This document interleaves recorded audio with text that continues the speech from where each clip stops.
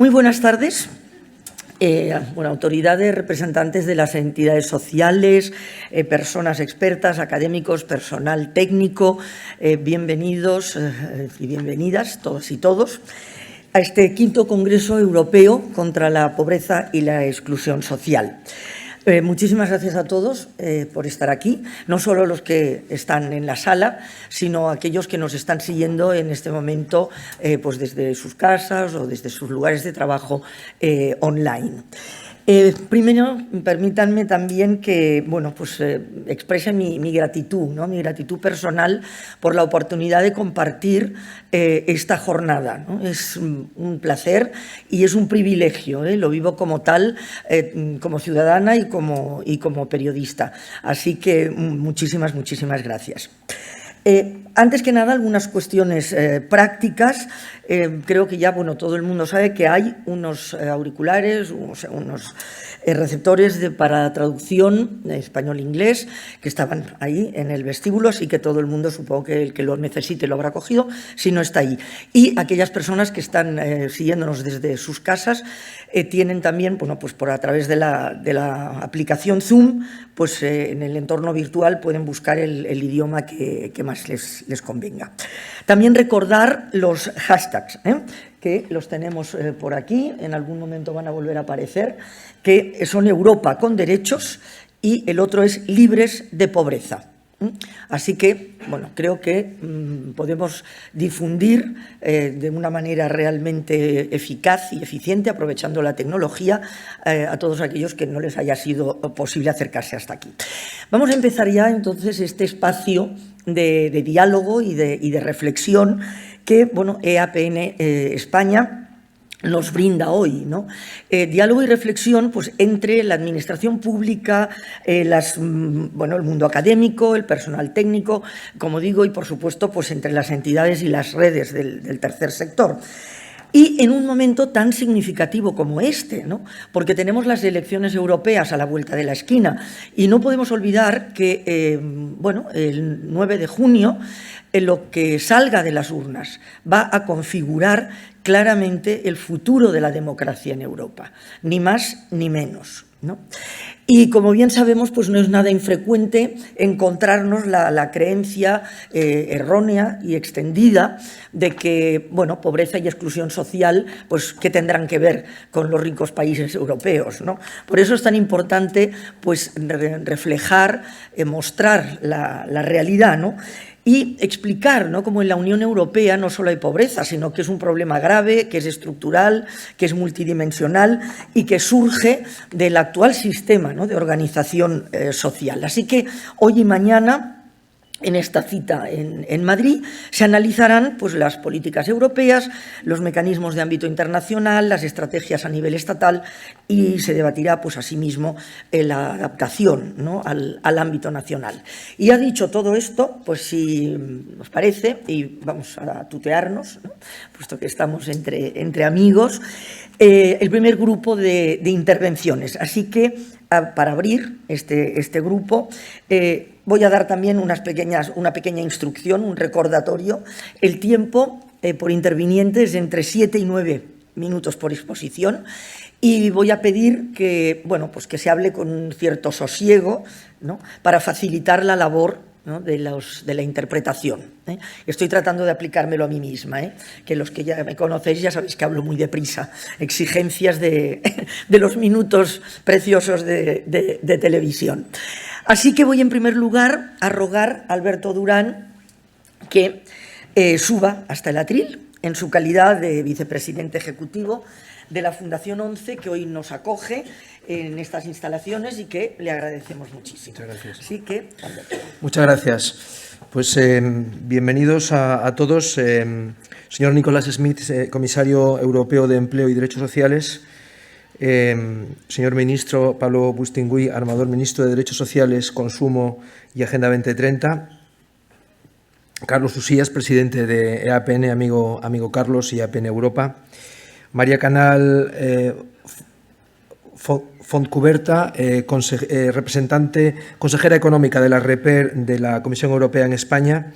a todos vosotros, amigos también de la Junta Directiva de EAPN España, presidente del Grupo Social 11, que me ha encargado que haga esta bienvenida. Están ustedes en la Fundación 11. Fundación 11 es la parte del Grupo Social 11 que se encarga de acoger, de ser la casa del mundo de la discapacidad en España. Aquí pasan muchas cosas buenas para la discapacidad, también tenemos algunas que otras preocupaciones de vez en cuando, pero pasan muchas cosas buenas. Se gestan 12.000 empleos cada año, más o menos, para personas con discapacidad. Se gestan muchos conceptos que luego asumimos en la vida ordinaria, como es la accesibilidad universal o la lectura fácil. Hay muchos conceptos que luego se van desarrollando en el ámbito de la discapacidad en España que han tenido un periodo de gestación en esta casa. En esta misma casa reside físicamente el Observatorio Europeo de la Accesibilidad, que precisamente fue un encargo de la Comisión Europea a la Fundación 11 y que tratamos de sacar adelante, tratando de apoyar para que en Europa no existan barreras, ¿no? Y que Europa sea un continente en donde todas las personas tengan una oportunidad de desarrollarse sin discriminación. Una barrera es una forma de discriminar, nada más y nada menos.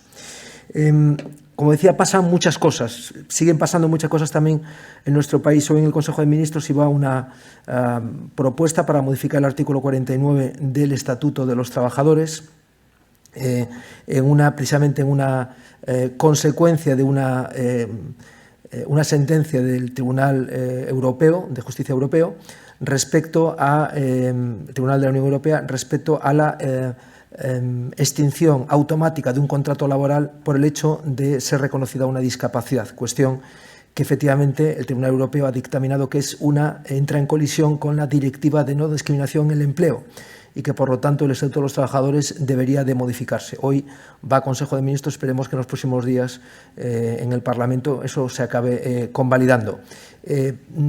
Pasan muchas cosas en la discapacidad, pero la discapacidad en este país ha decidido participar, no estar sola, sino participar en el movimiento del tercer sector, del tercer sector de acción social, ha decidido participar en la economía social, ha decidido vertebrar conjuntamente y formar parte de EAPN, porque, aparte porque EAPN se lo merece y EAPN lo hace muy bien y tiene una agenda política muy importante para muchas personas vulnerables en este país y en Europa también, lo hacemos también porque la discapacidad, la combinación de discapacidad y pobreza es enorme, ¿no? Es enorme y tremendamente demoledora, ¿no? Cuando una persona con discapacidad tiene más probabilidades de ser pobre y una persona pobre tiene más probabilidades de por malos cuidados, acabar adquiriendo una discapacidad. Por lo tanto, hay una conexión en el mundo de los vulnerables, hay una conexión, hay una agenda política común a las personas vulnerables. Nuestro ministro y nuestro ministerio lo sabe bien y creo que es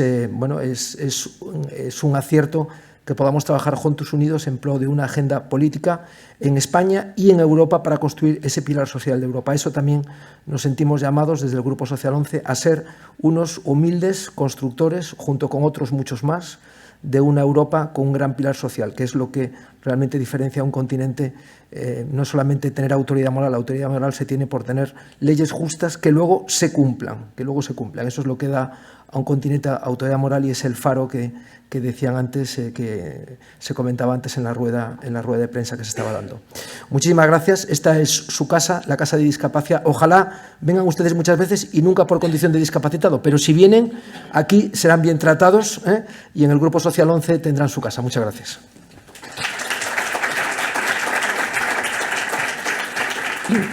Muchas gracias, vicepresidente de la ONCE. Y ahora llega el momento de pasar el mensaje que nos ha enviado el comisario de Empleo y Derechos Sociales, comisario europeo, y Nicholas Schmid. Lo vamos a ver en la pantalla. Buenos días. En primer lugar, quiero daros la enhorabuena a EAPN España por su 20 aniversario desde su fundación.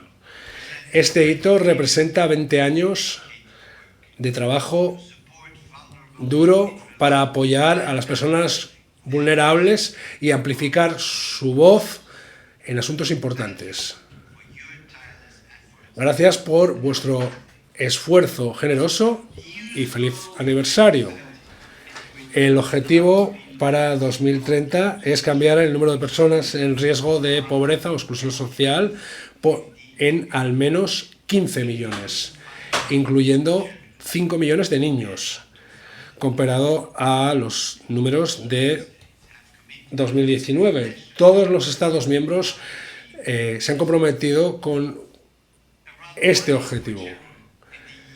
1 de cada 4 niños en la Unión Europea está en riesgo de pobreza y 1 de cada 10 trabajadores está enfrentándose a la pobreza a pesar de estar trabajando. Esto es inaceptable. La Comisión ha lanzado unas iniciativas muy importantes sobre la protección social y sobre la inclusión social. Por ejemplo, la directiva del salario mínimo y de la renta mínima, también sobre las garantías para los niños y las estrategias de atención y la plataforma europea para combatir el sinhogarismo. Pero se necesitan más programas. Tenemos que continuar apoyando a planteamientos de inversión social, políticas sociales y el estado del bienestar, un uso más sistemático de las evaluaciones de impacto de la distribución puede mejorar la transparencia y apoyar a los Estados miembros para que hagan mejores políticas. También podemos promover prácticas innovadoras, apoyando la economía totalmente social. La Comisión tiene un plan de acción ambicioso para apoyar la economía social que ya se está implementando. Empleo de calidad y sostenible sigue siendo la mejor manera para salir de la pobreza y de la exclusión social. La Comisión acaba de lanzar una convocatoria de propuestas con un presupuesto de 23 millones del Fondo Social Europeo y además varios Estados miembros han desarrollado nuevos métodos de combatir el desempleo de largo plazo y ayudar a la gente a reincorporarse al mercado de trabajo. Tenemos que volver a atraer a los que han sido marginados, especialmente durante generaciones, y asegurarnos de que los niños pueden desarrollarse. Tenemos que darles a los individuos de cualquier edad la oportunidad de enfrentarse a nuevos desafíos profesionales, es decir, creando redes de seguridad para aquellos que se escurren por las grietas. Pero como legisladores no podemos conseguir esta ambición en solitario, necesitamos vuestra ayuda.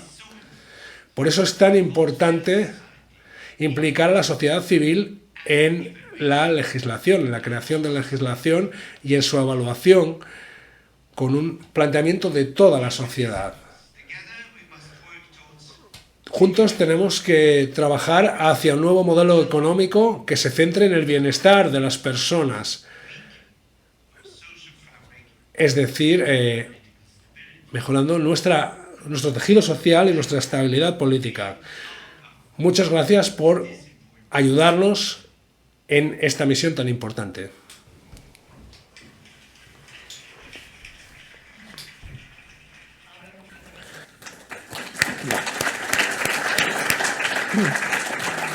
Ahora, por favor, al atril, María Canal Foncuberta, consejera económica de la representación de la Comisión Europea en España.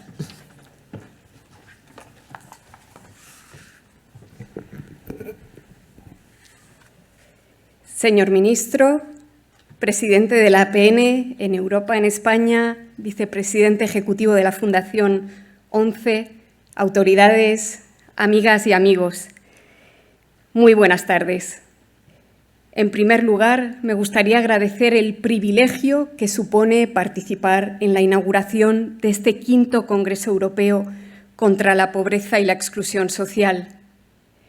Lo acaba de recordar el comisario europeo de Empleo y Derechos Sociales, Nicolas Schmit, en su intervención. Hoy es un día de celebración y un día para el agradecimiento. Conmemoramos 20 años de la existencia de la Red Europea de la Lucha contra la Pobreza.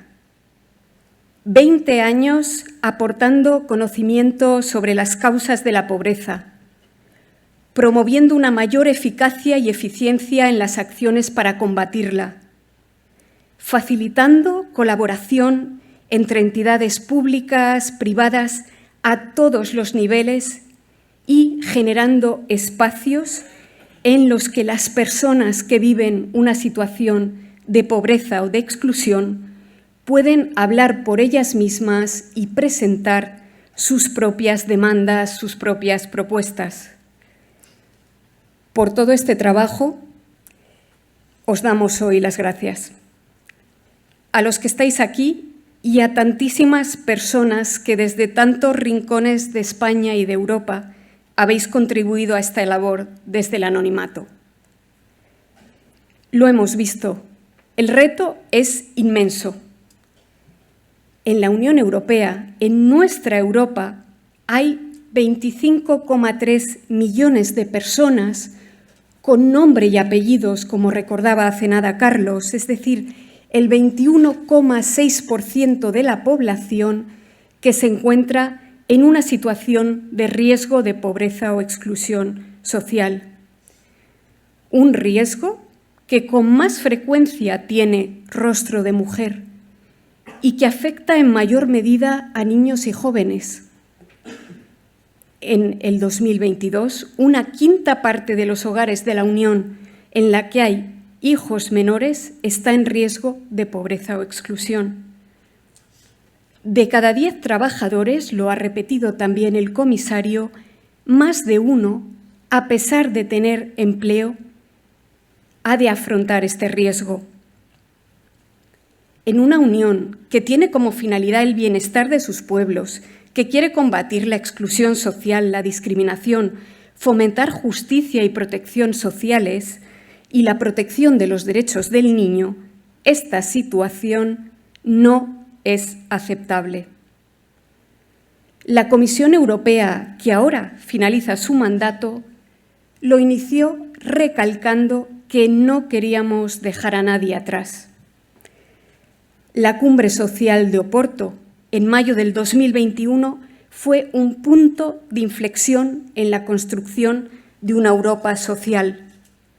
Esa cumbre subrayó el mensaje de que no cabe una economía fuerte, resiliente y competitiva sin una sólida protección e inclusión social. Desde entonces se han hecho muchos esfuerzos para colocar la dimensión social en el corazón de todas las políticas de la Unión Europea. ¿Qué objetivo concreto nos hemos marcado? Que dentro de 6 años, en el 2030, hayamos reducido el número de personas que viven en riesgo de pobreza o exclusión social en al menos 15 millones. Y en esa cifra queremos ver incluidos por lo menos 5 millones de niños. Un reto compartido con los Estados miembros que a menudo han ido incluso más allá en su ambición. Desde entonces, desde el 2021, la Unión Europea se ha puesto manos a la obra para hacer del Pilar Europeo de Derechos Sociales, proclamado solemnemente en Gotemburgo en el año 2017, una realidad tangible. Lo ha hecho a través de una serie de iniciativas y dedicando una buena parte de su presupuesto a este fin. Creo que podemos decir con satisfacción que a lo largo de este mandato hemos avanzado hacia una Europa social fuerte que proteja a las personas. Algo que, por cierto, un reciente barómetro confirma que es importante para 9 de cada 10 personas en la Unión. Se han adoptado la Directiva sobre salarios mínimos, la recomendación del Consejo sobre la renta mínima, la recomendación del Consejo sobre la garantía infantil, la estrategia de cuidados, la Plataforma Europea para combatir el sinhogarismo. Pero todavía queda mucho por hacer. Y me remito a las cifras que se han citado al inicio. ¿Qué herramientas nos pueden ayudar para seguir avanzando? No me corresponde a mí adelantar las prioridades de los que hayan de llegar después de las elecciones europeas, pero sí que podemos recordar algunas que tenemos ya. La implementación y puesta en marcha efectiva de toda la normativa aprobada, que ya se ha citado, Unas políticas que deben estar en continua evaluación, en colaboración con la sociedad civil, para asegurarnos de que continúan siendo eficaces para alcanzar los objetivos que las justifican. Las prácticas innovadoras son una herramienta útil también para lograr este objetivo. En ese afán innovador, el mejor socio es, sin duda, la economía social. El ambicioso plan de acción de la Comisión Europea para impulsarla ya está siendo aplicado. Una innovación que también encuentra apoyo en el presupuesto de la Unión Europea.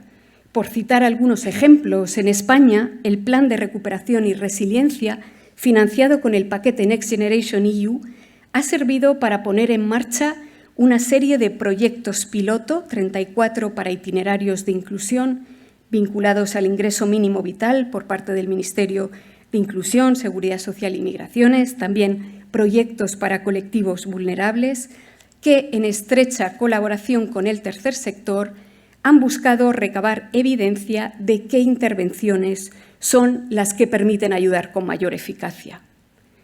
Otro ejemplo que también se ha citado, con apoyo del Fondo Social Europeo Plus, se acaba de convocar un presupuesto de 23 millones de euros para propuestas para encontrar nuevos métodos para encontrar una solución al desempleo de larga duración. Porque necesitamos tenerlo claro, un empleo sostenible y de calidad va a ser siempre la mejor manera de salir de la pobreza y la exclusión social. Para lograr un modelo económico que verdaderamente tenga a la persona en su centro de gravedad, debemos seguir aplicando un enfoque de inversión social a todas nuestras políticas. Invertir en las personas jamás puede ser visto como un despilfarro. Es más, invertir en las personas es la mejor manera de mitigar, por ejemplo, la mano de obra, la escasez de mano de obra de capacidades a la que se enfrentan hoy en día tantas empresas y que constituye un gran problema para nuestra competitividad y nuestro potencial de crecimiento. Por poner un ejemplo, al ofrecer a los niños que se encuentran en una situación de pobreza o exclusión escuelas infantiles gratuitas, comida sana, acceso a actividades extracurriculares, una asistencia sanitaria de calidad, apoyo a la crianza para sus padres, se les está ayudando a escapar de un destino que podía parecer inevitablemente de exclusión y a la vez se gana a futuros miembros activos de nuestra sociedad y del mercado laboral. Nuestro enfoque debe ser integral. Por ello es importante integrar la lucha contra la pobreza y contra la exclusión en toda intervención pública. Una herramienta muy útil para ello es un uso más sistemático de la evaluación de impacto distributivo. Ante cualquier propuesta, preguntarnos cómo se puede mitigar cualquier efecto negativo que pueda tener y cómo podemos reforzar los efectos positivos económicos y sociales de la propuesta. Es evidente que nuestro viaje hacia una Europa más justa, más inclusiva, todavía no ha terminado. Se trata de una empresa de conjunto en la que todos tenemos un papel que desempeñar. Como recuerda la Declaración Institucional de la ULP de abril del 2024, que prepara la futura agenda social para el periodo 2024-2029 y confirma ese deseo de hacer del Pilar Europeo de Derechos Sociales la brújula de la política social de la Unión Europea para los próximos años, la lucha contra la pobreza y la inclusión social son dimensiones fundamentales de un estado de bienestar. Porque nuestra Europa nunca podrá dar por cumplida su misión hasta que toda persona haya recibido la oportunidad de poder dar lo mejor de sí mismo ante los retos de un mundo laboral en continua transición y, cuando lo requiera su circunstancia, recibir todo el apoyo necesario para poder construir su vida con dignidad. En este día de aniversario, que no es más que un hito en ese camino, a todos los que sois compañeros de trayecto y protagonistas de la tarea, os damos las gracias.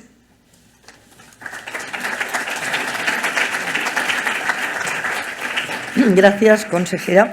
Invito ahora al presidente de APN España y APN Europa a que suba hasta aquí y ocupe su turno de palabra. Carlos Usías Dorado. Gracias. Gracias, Rosa María, por estar aquí con nosotros y siempre es un placer contar contigo. La verdad que muchas gracias. Gracias, Alberto.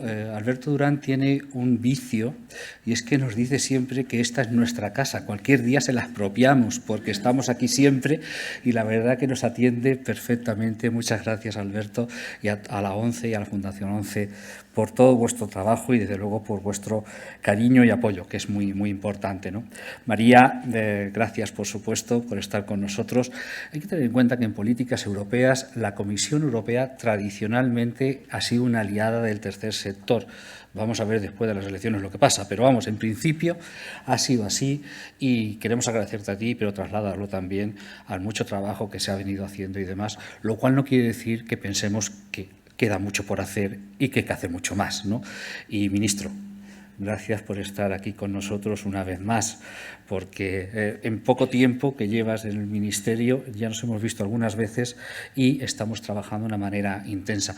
No vaya a ser que se me vaya a olvidar, y no quiero que el ministro se vaya con ese problema de que se me haya olvidado, tenemos que poner en marcha la estrategia de lucha contra la pobreza en España.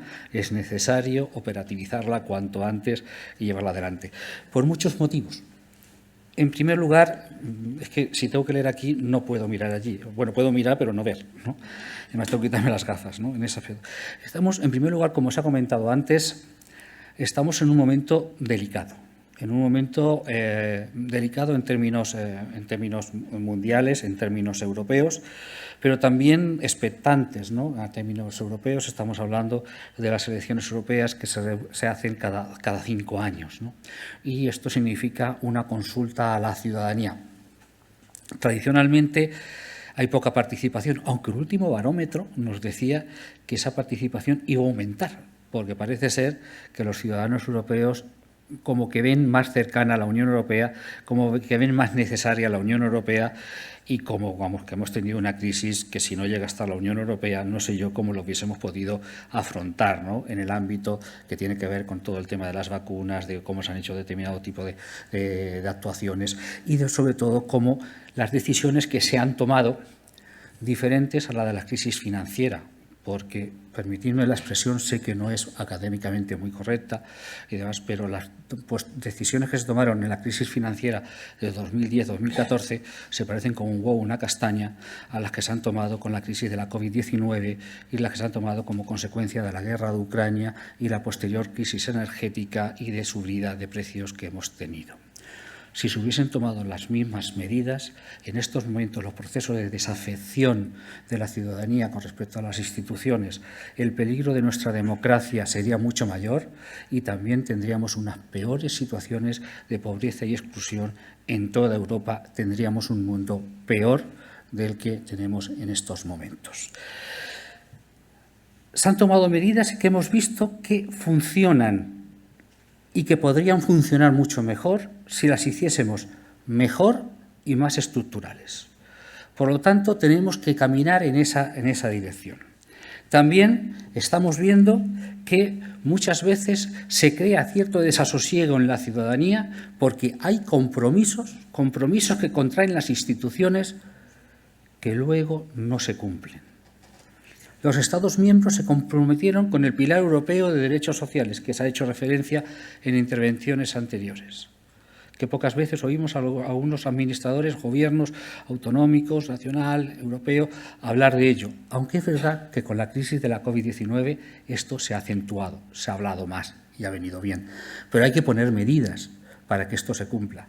Se comprometió la Unión Europea y se comprometieron los Estados miembros, casi todos los Estados miembros, a cumplir los objetivos de desarrollo de la Agenda 2030, que poco se habla de ella, pero son compromisos contraídos y que, si se cumpliesen, nos beneficiarían a la inmensa mayoría de la ciudadanía. Luego, también hemos firmado en España, por ejemplo, la Carta Social Europea y sus adendas y demás. Qué bien nos vendría que se cumplan a rajatabla. Esto es más obligatorio, por lo tanto, caminaremos más rápido en esa dirección. Esto es importante. Que si se hace algo, si se dice que se va a hacer algo, se haga. Y a ser posible que se haga bien, por supuesto. Y para eso estamos dispuestos a colaborar las entidades sociales. Porque eso tiene que ver con nuestra democracia. Porque no puede haber una democracia con unos niveles de desigualdad grandes. No puede haber democracia plena con unos niveles de pobreza inasumibles. Y eso tenemos que afrontarlo. Y por lo tanto, la democracia está unido a algún término que ahora está un poco denostado por algunos, que es la justicia social. Necesitamos justicia social. Mayor justicia social. Porque es verdad que la justicia social tiene que ver con la vivienda, tiene que ver con la educación, tiene que ver con la sanidad, tiene que ver con los servicios sociales, tiene que ver con el empleo, tiene que ver con las pensiones, tiene que ver con las rentas mínimas, tiene que ver con las políticas económicas y las políticas fiscales. ¿Y esto qué significa? Pues que tiene que ver con ayudar a los autónomos, tiene que ver con apoyos a las empresas para que sean sostenibles, tiene que ver con el apoyo a los agricultores para que el cambio climático no les afecte de una manera draconiana, tiene que ver con la transición justa que significa que si se cierran unas minas tenemos que buscar alternativas justas a esa ciudadanía, tiene que ver con el apoyo a empresas para que puedan hacer una transición hacia elementos menos contaminantes, tiene que ver con mejorar la vida de la inmensa mayoría de la ciudadanía de este país, de la Unión Europea y del mundo. Eso es justicia social. No es una cosa de pobres para los pobres, es una cosa de la ciudadanía para los ciudadanos, para las personas. Y tiene que ver con nuestros derechos, tiene que ver con los derechos de la inmensa mayoría y tiene que ver con estar en contra de que prime la ley de la jungla. Tiene que ver con que nos cuidemos todos, nos cuidemos en comunidad, para que todos en comunidad vayamos avanzando. Y es más, y es verdad, que si queremos justicia social tenemos que cuidar especialmente a los más vulnerables, no porque seamos especialmente buenos, aparte de que porque es justo, es porque automáticamente cuando hacemos este cuidado conseguimos que las personas se activen y se activen de una manera positiva y seamos todos, o seamos mucho más a remar en una misma dirección. Eso es la justicia social. Y para que exista justicia social, para que todos nos cuidemos, para que consigamos que todos estemos mejor, necesitamos una fiscalidad justa, una fiscalidad donde nadie se escaquee, permitidme la expresión, aunque no sea muy académica tampoco. Necesitamos renovar ese pacto social que decíamos habitualmente hace ya unos años. Y mirad, esto puede sonar para los no creyentes, puede sonar a humanismo puro y duro. Pues sí, la tradición europea es humanista, pero a los que son creyentes también suena a amarás al prójimo como a ti mismo, que es uno de los 2 grandes mandamientos que encierran los 10 mandamientos de la ley de Dios. Por lo tanto, si eres cristiano o si eres humanista, aunque no seas creyente, estamos hablando en la misma dirección. Necesitamos trabajar en esa dirección. ¿Por qué? Porque necesitamos poner en marcha políticas europeas que vinculen a los ciudadanos, que le lleguen a los ciudadanos, que los ciudadanos la sientan. Y para eso es verdad que ha sido un avance el tener una comunicación de rentas mínimas, se ha recordado ahora. Pero nosotros seguiremos luchando y seguiremos apretando porque queremos una directiva europea de rentas mínimas, que sea con una renta digna para las personas, porque ese dinero no va a ir a parar a un fondo en Suiza ni se lo van a gastar en un yate, va a ir directamente al consumo y a dinamizar la economía desde la base. Eso es dar dinero al bolsillo del contribuyente, al bolsillo del ciudadano por la base, y eso ayuda a la economía a la que no se deslocaliza y, por supuesto, mejorar y asegurar unos procesos de vivienda digna. En estos momentos, en la Unión Europea y especialmente en España, vemos que la vivienda es un elemento de empobrecimiento de las personas, de empobrecimiento de las familias, y necesitamos tomar medidas más rápidas, porque es verdad, y hay que reconocerlo, que se ha aprobado la ley de vivienda, que a ver si la ponemos en marcha, tenemos planes de vivienda que verdaderamente han cambiado el sentido de lo que se hacía anteriormente, pero también vemos cada una de las medidas necesitan de tiempo. Las viviendas no se construyen en 2 meses, ni en 6 meses, ni en 1 año, sobre todo si va con el procedimiento administrativo habitual. Pues entonces, si estamos en el procedimiento administrativo, pues se construirán cuando Dios quiera, ¿no? Aproximadamente, 1 año arriba, 1 año abajo. Pero sí es verdad que podemos tomar otras medidas que tienen que ver con el control de alquileres, que tienen que ver en cómo protegemos a determinados sectores y colectivos, sobre todo en el ámbito joven. Y aquí permitirme un pequeño inciso. Hago muchos meandros en el discurso, disculpad. Cuidado con enfrentar a sectores de la población. No es verdad y no podemos consentir que se nos diga que para apoyar a los jóvenes tenemos que fastidiar a los jubilados. No se puede consentir ese mensaje. Tenemos que actuar con el tema de las pensiones, tenemos que conseguir que también desaparezca la pobreza en la tercera edad. Tenemos un sistema que hay que mejorarlo, pero que está funcionando en el ámbito de la tercera edad. No fastidiemos eso para no arreglar ninguna otra cosa, porque alguien se cree que los recursos que se retiren del ámbito de pensiones se van a dirigir automáticamente a los jóvenes. No lo van a hacer. A los pensionistas, a las personas jubiladas, le van a quitar al contado y en efectivo el dinero, y a los jóvenes los van a animar y a dar ánimos para pagarles en futuro, es decir, cuando dejen de serlo. Por lo tanto, tenemos que hacer medidas, el plan de garantía infantil, pero que tiene que ser mucho más ampliado, que tiene que ver con la vivienda, que tiene que ver con la calidad de los empleos. ¿Desde cuánto vamos a seguir tolerando que se diga que por ser joven tienes que ganar un empleo que te tenga por debajo del umbral de la pobreza? ¿Pero eso por qué? ¿En base a qué razonamiento estamos tolerando ese tipo de mensajes? Porque si los tenemos por debajo del umbral de la pobreza, serán pobres y ya está. Por lo tanto, tenemos que actuar. Y los jóvenes con el tiempo serán adultos, pero mientras que son jóvenes también viven y tampoco quieren ni deben estar en situación de pobreza. Tenemos que hacer esa transición justa de la que tanto hablamos y eso necesita recursos. Y claro, perdonad que no entre en más temas de las propuestas que llevamos, que yo creo que ya muchas y muchos la conocéis. Los recursos. En la Unión Europea, la inmensa mayoría de los países, bueno, permítame otro meandro, otro inciso, la vergonzosa Carta de los 15 pidiendo que externalicemos los sistemas de control de las personas migrantes que llegan a la Unión Europea. No solamente es una barbaridad, es que es indigno. Pero bueno, veremos a ver, que después del pacto de inmigraciones, pues veremos a ver hasta dónde llegamos. Pero bueno, dicho esto, tema de presupuestos.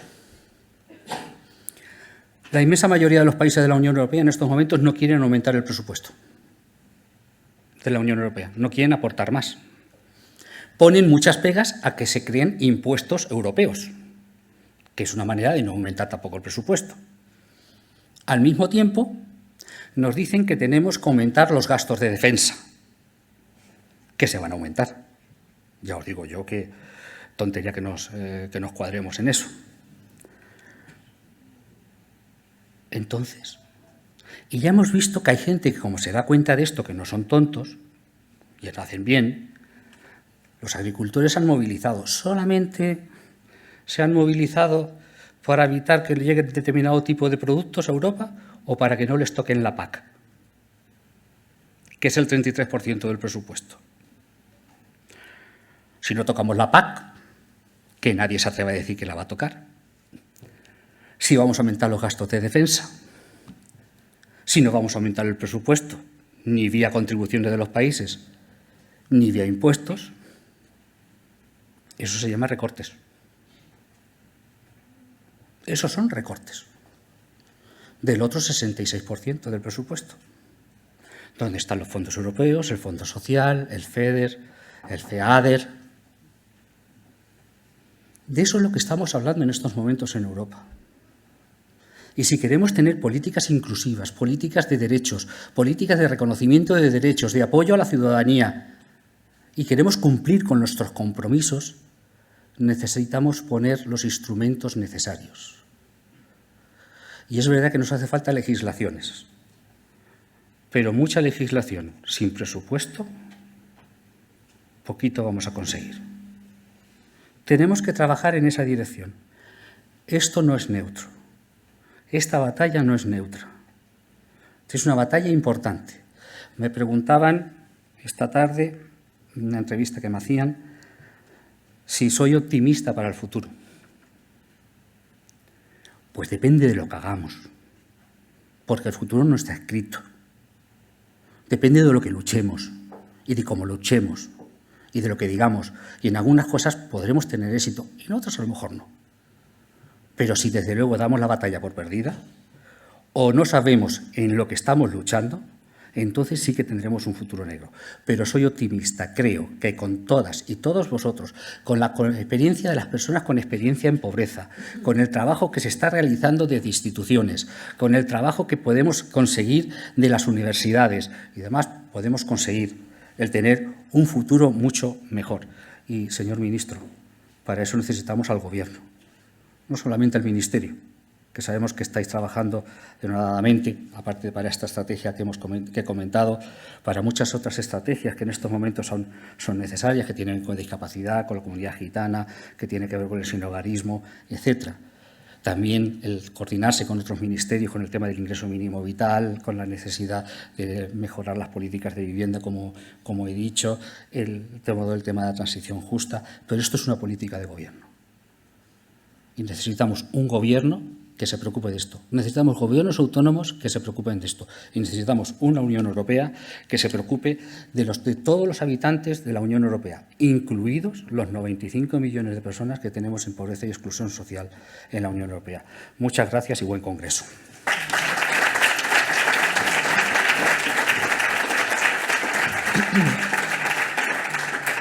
Por último, solicito al ministro de Derechos Sociales, Consumo y Agenda 2030, Pablo Bustindu y Amador, que por favor finalice este grupo de intervenciones. Muchísimas gracias.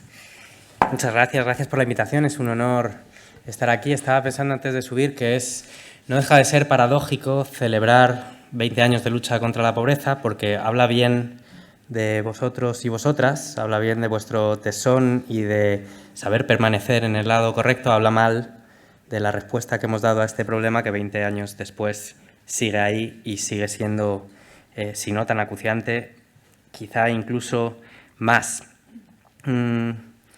Preparando un poco esta intervención, pensaba en una cita de Jacques Delors, que dice así, dice: para que la Unión Europea funcione, se necesita solidaridad que una y cooperación que refuerce. Hay motivos, si uno quiere ser optimista, en el pasado reciente, para encontrar indicios que puedan permitirnos pensar que podemos profundizar en esa dirección. El Pilar Europeo de Derechos Sociales, el Pacto Verde, los esfuerzos para avanzar en la consecución de los objetivos de desarrollo sostenible, la respuesta que se le dio a la crisis de la pandemia, prefiguran una idea de lo que podría ser, de a qué podría parecerse una Europa social, una Europa que realmente se tomara en serio, que realmente pusiera en el centro de la agenda democrática las cuestiones de justicia, de igualdad, de bienestar, de derechos humanos. Pero hay un salto muy importante de esa idea de Europa, o de esos prolegómenos de una idea de Europa, con el análisis de la realidad de nuestra Europa social hoy en día.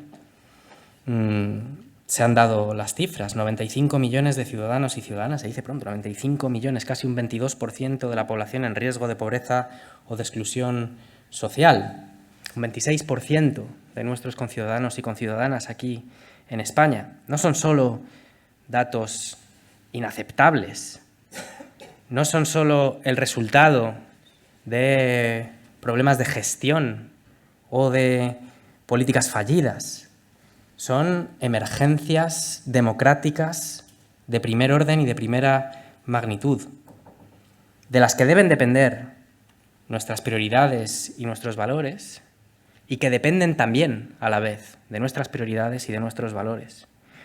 Quiero incidir en esa ambivalencia de nuestra experiencia reciente. Los fondos Next Generation, el Fondo de Recuperación en Europa, supuso un cambio de paradigma para la recuperación económica. Eso es algo indudable. Una dotación que superaba con creces el presupuesto anual europeo, algo que parecía inimaginable apenas unos años antes. Una financiación basada en endeudamiento conjunto, un anatema de todos los principios de la política económica de la Unión. Un despliegue que hizo evidente que la movilización política y social que vivió el continente la década anterior sirvió, que no fue en vano, que la salida de la crisis no tenía que pasar, como se nos había dicho, por la austeridad, ni por los recortes, ni por el desmantelamiento de servicios públicos o de derechos esenciales de la ciudadanía, como habíamos sufrido en la cita anterior, sino que podía pasar, en línea con esa cita de Delors con la que he empezado, por una respuesta expansiva, social, cooperativa, solidaria. Creo que los resultados están ahí. Y España tiene mucho de lo que enorgullecerse por cómo se han hecho las cosas desde entonces. Creo que sobre esa base tenemos la obligación de construir un paradigma diferente para la política económica, para la política social y para la política europea. Por tanto, creo que el punto de partida es desafiante, creo que debe partir de un ejercicio realista de análisis de dónde estamos, pero tiene que ser también alentador. A pesar del contexto en el que vivimos, a pesar de la acumulación de formidables crisis una detrás de otra, a pesar de las dificultades que hemos vivido en este país, hemos conseguido que se reduzca la desigualdad hasta el punto más bajo de nuestra serie histórica. Y hay datos que resumen con todas las dificultades en qué se ha traducido esto. Con la pandemia, nuestro PIB cayó casi un 11%, 10,7%. Y la renta media por persona en España cayó 23 euros. En la crisis de 2008 a 2013, la caída del PIB fue del 9,2%. La disminución de la renta media fue de 927 euros. Esto debe servir para constatar que el enfoque de protección social, de inversión pública y de cooperación mutua que se empezó a esbozar en 2020 funciona y que con él se puede construir una economía más equitativa, capaz de ofrecer protección y apoyo a la ciudadanía, incluso en tiempos de adversidad. Creo que hemos dado con una fórmula que funciona. Ahora, y este es el reto de esta legislatura, si la legislatura anterior tuvo que servir para demostrar que se podía afrontar una crisis de esa magnitud según un paradigma diferente, sin tener que sacrificar derechos sociales ni servicios públicos, creo que la tarea para esta legislatura debe ser abordar las desigualdades estructurales que son la principal fuente de división social en nuestro país y la principal amenaza a nuestras democracias. Creo que el mandato que tiene este Gobierno pasa por ahondar en ese enfoque, por garantizar que las políticas públicas consagren derechos sociales universales para toda la ciudadanía, no solo en tiempos de crisis, sino en tiempos de normalidad.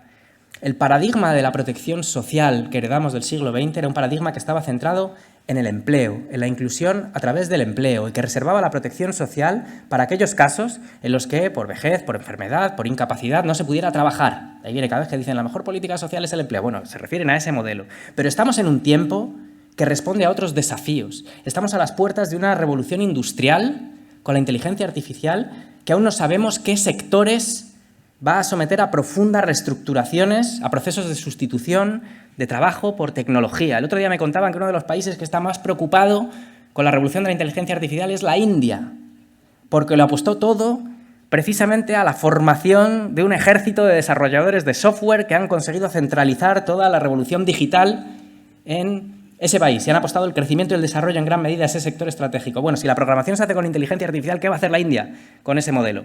Estamos en un tiempo de crisis climáticas que va golpeando sectores económicos uno detrás de otro. Lo hemos visto con los agricultores porque ha hecho mucho ruido, pero está pasando constantemente y en todas partes y somos incapaces de prever dónde va a estar la crisis siguiente.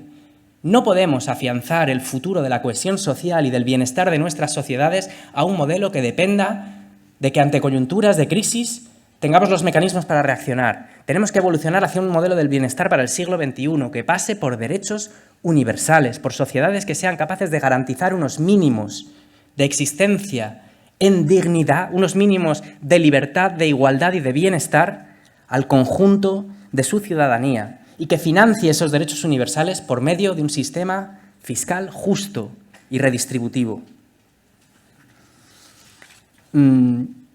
Esa es la causa en la que está el Ministerio de Derechos Sociales, esa es la batalla que estamos dando.